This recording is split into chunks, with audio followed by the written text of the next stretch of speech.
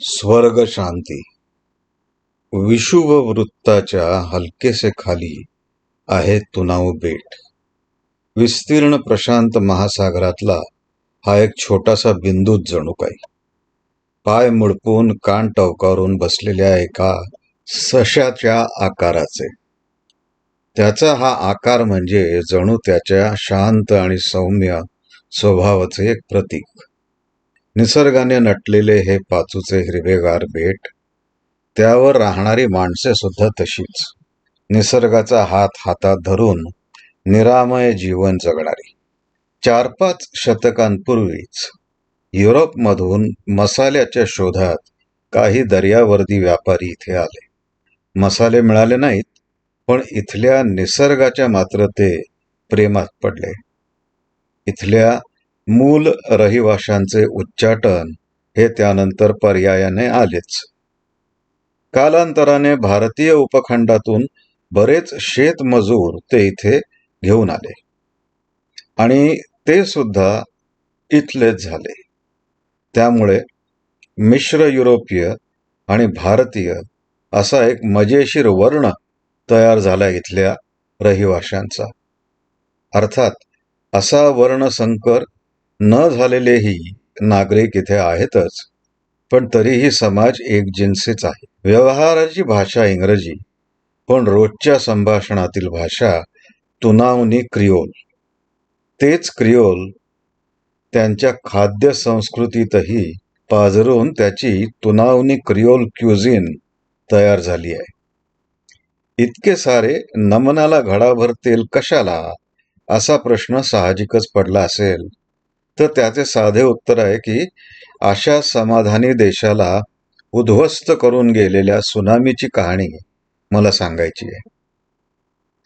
हरिसंदेश François म्हणजे या देशातील एक सर्वमान्य वडीलधारे व्यक्तिमत्व. अर्थात हे त्यांचे पूर्ण नाव असले तरी सारी तुनावनी जनता त्यांना हरिसा असेच ओळखते. यातला सा हा प्रत्यय म्हणजे त्यांच्या भाषेतली आदर दाखवायची पद्धत.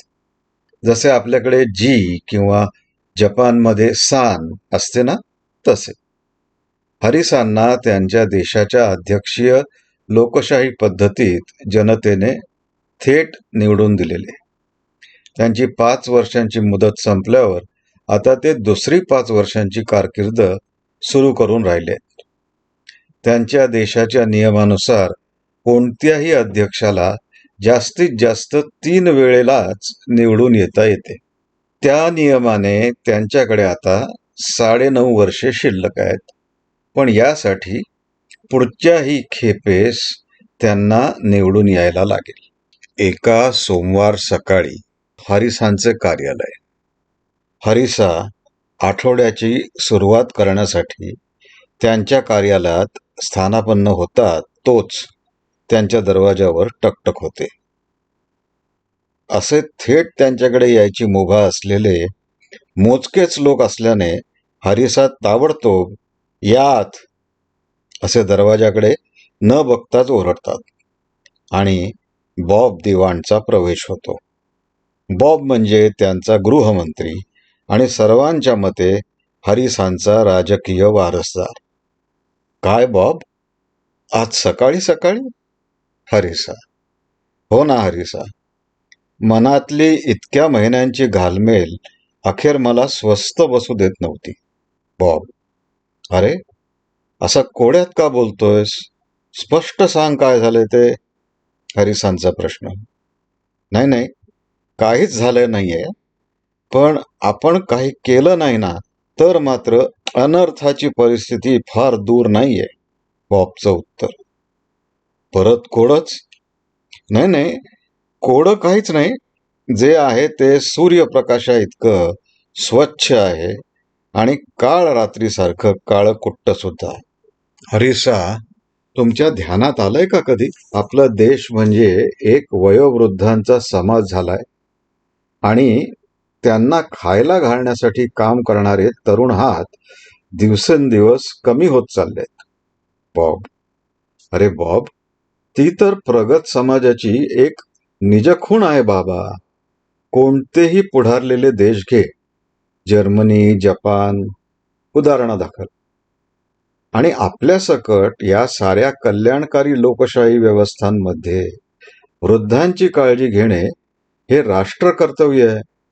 आपण तेच तर करतोय ना. आपली त्या देशांशी तुलना नको हरिसा. मी त्या कारणातही आता जात नाही.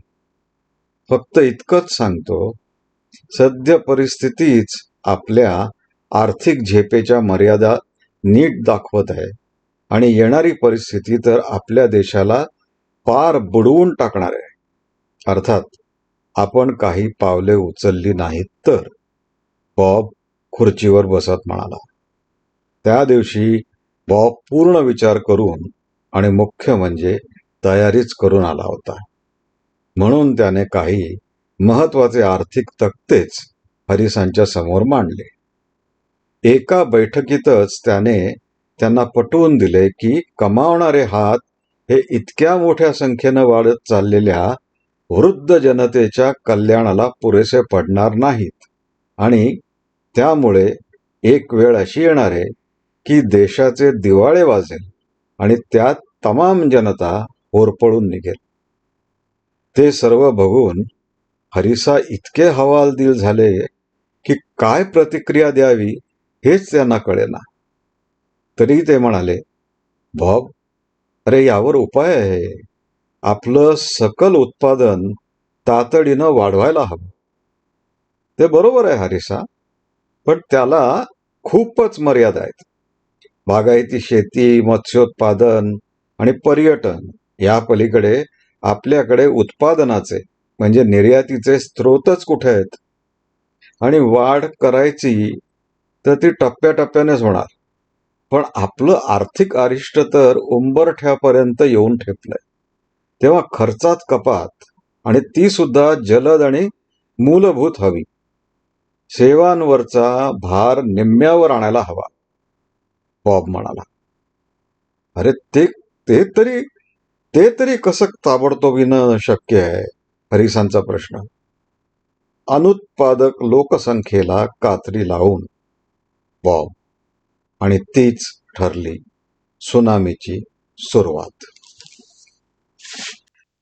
2 आठवड्यानंतर कॅबिनेट बैठक. स्थळ हरिसांचे कार्यालय. मित्रांनो, ही तातडीची कॅबिनेट मीटिंग मी का बोलावली याबद्दल तुम्हा सर्वांनाच औत्सुक्य असणार आहे आणि मी त्या विषयावर बोलणारच आहे. पण त्याआधी मी बॉब आणि शिव यांना आपल्यासमोर काही माहिती सादर करण्याची विनंती करतो. 2 आठवड्यांपूर्वी बॉबने हरिसांना दाखवलेली सारी आर्थिक माहिती बॉब आणि शिवने अधिक प्रभावीपणे कॅबिनेट समोर मांडली. त्यावर सर्वांची प्रतिक्रिया त्या दिवशीच्या हरिसांसारखीच झाली, संपूर्णपणे हादरलेली. तरी धीर करून मनुष्यबळ विकास मंत्री म्हणाले, फार अस्वस्थ करणारी आहे ही परिस्थिती, पण त्यावर त्वरित उपाययोजना काय आणि कशी करायची? लवकरच आंतरराष्ट्रीय नाणेनिधीकडे धाव घ्यायला लागेल असं दिसतंय. त्यामुळे आजचं मरण उद्यावर जाईल इतकंच. समजून चला की त्यांनी कर्ज दिलं तरी परतफेड करण्याची आपल्याकडे पुरेशी संसाधनं आहेत का? तर नाही, शिव ठासून म्हणाला. मग करायचं काय? 3-4 कॅबिनेट मंत्री एक सुरात. आणि सुनामी पुढे सरकली. ताबडतोबीनं अनुत्पादक माणसं कमी करायला हवीत. शिव आणि बॉब तितक्याच एक सुरात उत्तरले. त्या दिवशीची बैठक तशीच संपली, कारण अनुत्पादक माणसे कमी करायला हवीत म्हणजे काय याचा कोणालाच उलगडा झाला नाही. मात्र इतके नक्की समजले की परिस्थिती आणीबाणीची आहे. बैठक संपवून सारे निघून गेले तरी बॉब आणि शिव मागे राहिले. तुमच्या दोघांच्या काय कल्पना आहेत ते मला आणि पूर्ण कॅबिनेटला स्वच्छ समजावून सांगा, तरच पुढचा मार्ग ठरवता येईल, हरिसा म्हणाले. ते तसं नाही जमणार हरिसा. प्रथम इतरांची मतं आणि कल्पना त्यासाठी थोडी प्रदीर्घ बैठक घ्यायला लागेल सर्वांबरोबर. आणि त्याआधी आपल्या तिघात बॉब. स्थळ तुनावच्या उत्तर कोपऱ्यातील एक निसर्गरम्य जागा. कितीही वेळा इथं आलो ना तरी इथला निसर्ग पाहून पोट भरत नाही, बॉब म्हणाला. हो ना, मी तर लहानपणापासून जवळजवळ दर सुट्टीत इथं येत गेलोय. काही बदललेलं नाहीये. त्याच नारळी पोफळीच्या बागा, तीच नीरव शांतता आणि त्याच्या पार्श्वभूमीवरची लयबद्ध सागरी गाज. तेच निळशार पाणी आणि तेच निळं आकाश. शिवने री ओढली. अरे, पण आपण या निसर्गात बुडून जायला का 3 तासांचा प्रवास करून इथं आलोय? ते सुद्धा सर्व कार्यालयीन कामं मागे सारून. काय बोलायचंय तुम्हाला माझ्याशी? आणि ते माझ्या कार्यालयात नसतं आलं का आपल्याला बोलायला? चला, करा सुरुवात, हरिसा वैतागून म्हणाले. त्यानंतर सुनामीची पहिली लाट आली आणि त्यात हरिसा जवळजवळ बुडाले. पण बॉब आणि शिवनी त्यांना ओढून वर काढले. त्या सर्व प्रकारानंतर विस्कटलेल्या केसांनी, तांबरून पाणावलेल्या डोळ्यांनी, करुण आणि असहाय्य चेहऱ्याने हरिसा कसेबसे म्हणाले, अरे अरे, हे फार भयानक आहे. मला नाही झेपणार, मला नाही झेपणार. कोणत्या तोंडानं सांगायचं हे सारं? या देशाची जनता मला पितासमान मानते आणि मी ही वंचना करायची? म्हणूनच म्हणतोय ना हरिसा, इतरांची मतं आणि कल्पना आधी पुढे येऊ देत. कॅबिनेटच्या मदतीनंच विषय पुढे न्यायला हवा. बॉबने समजुतीचा स्वर काढला. ते तर करायलाच लागेल, पण याशिवाय इतर इतक्या टोकाच्या मार्गाखेरीस काही मार्गच नाहीयेत का? मला इथंच इतकं घुसमटायला होतंय तर लोकांसमोर काय बोलणार मी? हरिसा हादरलेलेच होते. तुमची फक्त साथ हवी हरिसा, बाकी मी आणि बॉब बघून घेऊ, शिव म्हणाला. ती दिवसभराची बैठक अखेर अंधारून आल्यावर संपली आणि ते तिघे राजधानीकडे प्रवास करते झाले.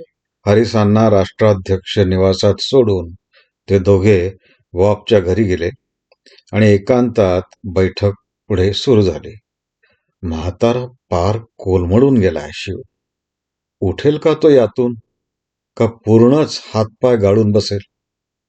बॉबने शंका काढली. बॉब, अरे इतका उतावीळ होऊ नकोस आणि एकेरीवरही जाऊ नकोस रे. आपल्यालाही ती कल्पना पचनी पडताना इतका त्रास झाला. हरिसांना तर होणारच ना. आणि ही तर सुरुवातच आहे. साऱ्या कॅबिनेटला आणि मग तमाम जनतेला सामील करून घ्यायचंय आपल्याला. तेव्हा धीर धर, शिव म्हणाला. पुढचा तब्बल आठवडाभर हरिसांनी बॉब शिवचे तोंड चुकवले. त्या दोघांनीही थोडे सबुरीनेच घेतले, पण कधीतरी ती भेट व्हायलाच हवी होती ना. तशी ती झाली त्याच्या पुढच्या आठवड्यात. एका सकाळी सकाळी ते दोघे हरिसांच्या कार्यालयात शिरले आणि भूत बघितल्यासारखे हरिसा दचकून उठले त्यांच्या खुर्चीतून. बसा बसा हरिसा, आपण तिघही एकाच बाजूचे आहोत. ती बाजू म्हणजे देश आणि जनहिताची. यावर तरी तुमचं दुमत नसावं, बॉबने विचारलं. नाही, याबद्दल मला शंकाच नाहीये. पण देशसेवेची हिटलरी व्याख्या ही असते आणि जनसेवेची स्टालिनी व्याख्या सुद्धा. आपल्याला निवड आपल्या संस्कृतीशी प्रामाणिक राहूनच करावी लागेल, हरिसा म्हणाले. ते खरंच हरिसा, परंतु अस्तित्वाच्या मूलभूत समस्येला आपल्याला कधीतरी भिडायलाच हवं, शिव म्हणाला. तात्विक चर्चा शांततेच्या काळात चांगली, आणीबाणीत नाही, बॉब एकदम तुटकपणे बोलला. बैठकीत अशी चर्चा तर झाली, पण पुढची पावले उचलेपर्यंत अजून 3 आठवडे गेले. 3 आठवड्यानंतर कॅबिनेट बैठक. स्थळ हरिसांचे कार्यालय.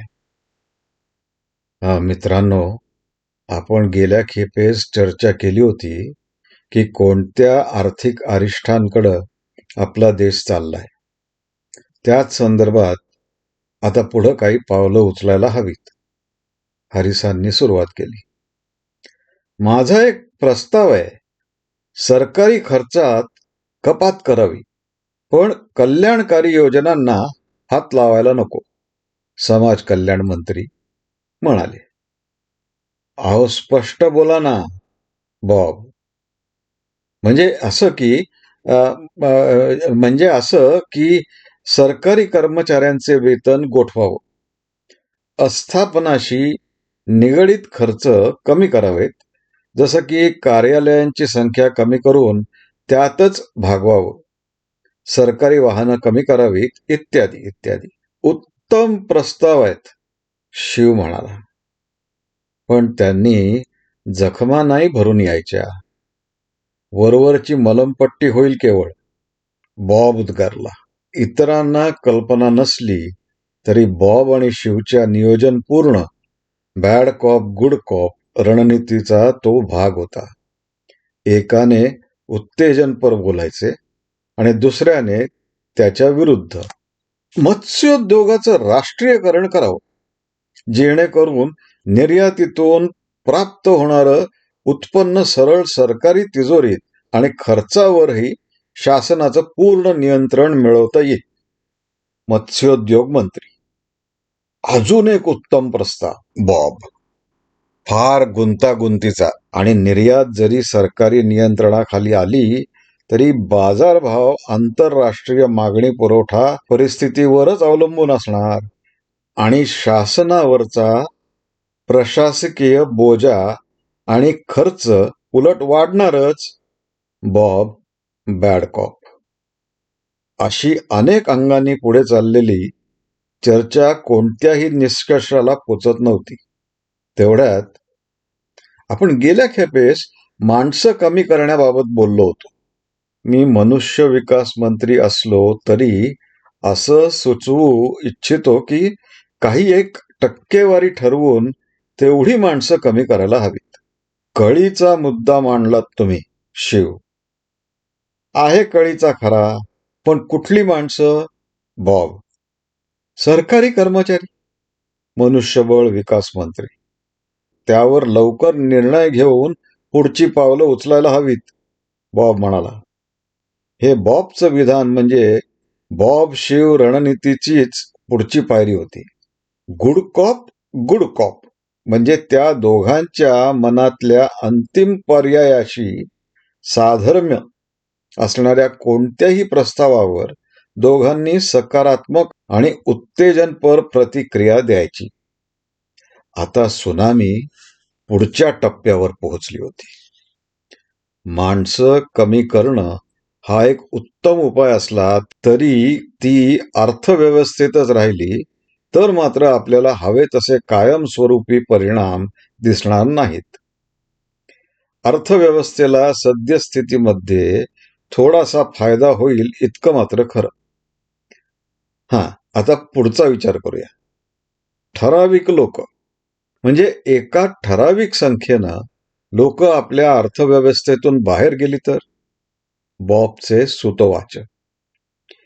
म्हणजे थोडक्यात देशाच्या लोकसंख्येवर तातडीनं नियंत्रण आणणं असं म्हणतोय बॉब. शिवचा खुलासा. पण ते कसं आणायचं? सर्व मंत्री एक सुरात. तेच तर ठरवायचंय ना आपणा सर्वांना, आणि आपल्या कार्यसंस्कृतीप्रमाणे सर्वानुमते, बॉब म्हणाला. असं काही तातडीचं सुचत नाहीये मला. तरी मी म्हणतो आपण एक कुटुंब एक अपत्य अशी योजना राबवली तर, सांस्कृतिक व्यवहार मंत्री. अहो, तो तर एक केवळ पुस्तकी उपाय आहे. प्रत्यक्षात आपल्याकडे आजही दर 3 विवाहित युगुलांमागे 2 अपत्य आहेत. म्हणजेच सरासरी 1 युगुलामागं 1 पेक्षा कमीच आहे असे म्हणत बॉबने तो मुद्दा निकालात काढला. मग असं केलं की विवाहाचं कायदेशीर वयच आजच्या 18 वरून 24 ला नेलं तर सांस्कृतिक व्यवहार मंत्री.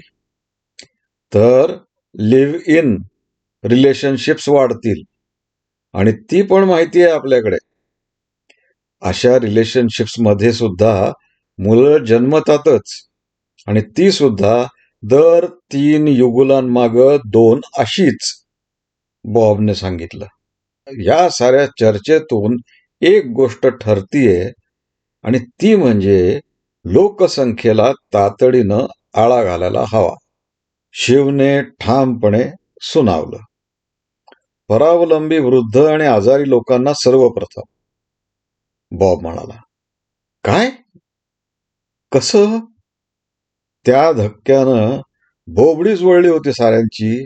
थांबा, नीट स्पष्ट करू दे मला. आपल्या लोकसंख्येत 12% कुमारवयीन म्हणजे 15 वर्षांच्या खालचे, 55% उत्पादक वयातील म्हणजे 15 ते 64 वयातील आहेत. म्हणजेच उर्वरित तब्बल 1/3 जनता अनुत्पादक वयोगटात मोडते आणि आपल्या कल्याणकारी योजनांच्या एकूण खर्चाच्या 80% आपण त्यांच्यावर खर्च करतोय.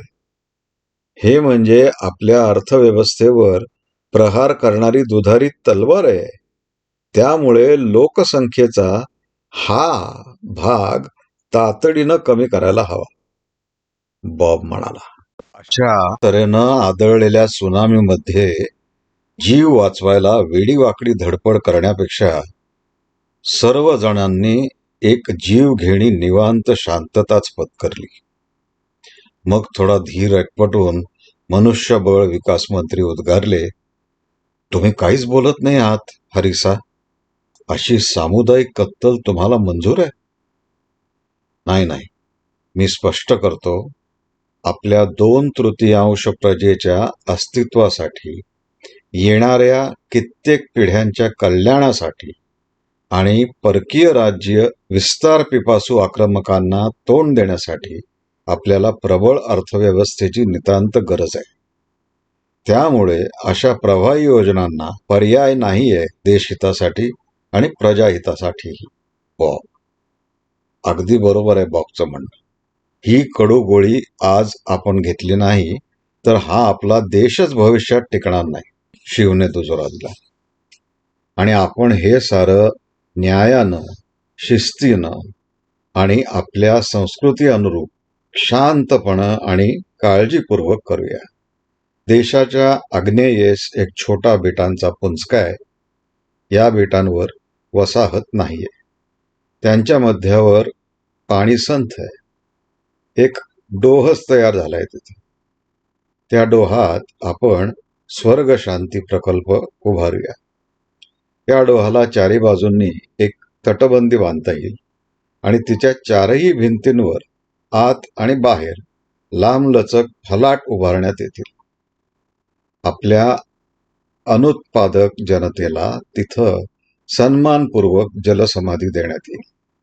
अशा तऱ्हेनं बांधलेली तटबंदी आपल्या देशाच्या सागरी मर्यादेत राहील.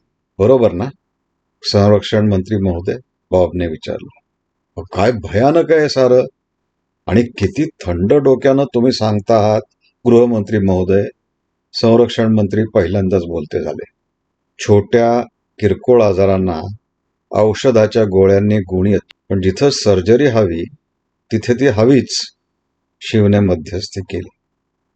मित्रांनो, हा उपाय जरी अघोरी वाटला तरी देशाच्या भविष्याला आणि तुमच्याच पुढच्या पिढ्यांना हितकारक आहे.